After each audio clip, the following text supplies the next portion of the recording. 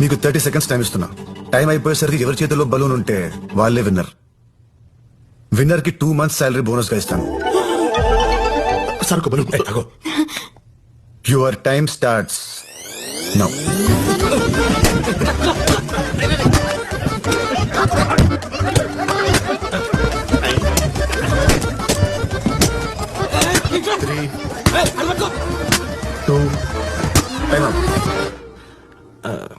వాడు ఏం చేస్తున్నాడు అసలు?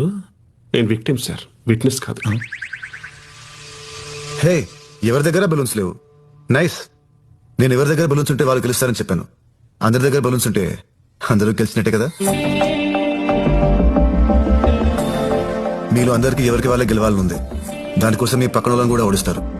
నిజానికి ఒక ప్లేయర్ గెలిస్తే టీం గెలవదు, ఒక ఎంప్లాయ్ గెలిస్తే కంపెనీ గెలవదు.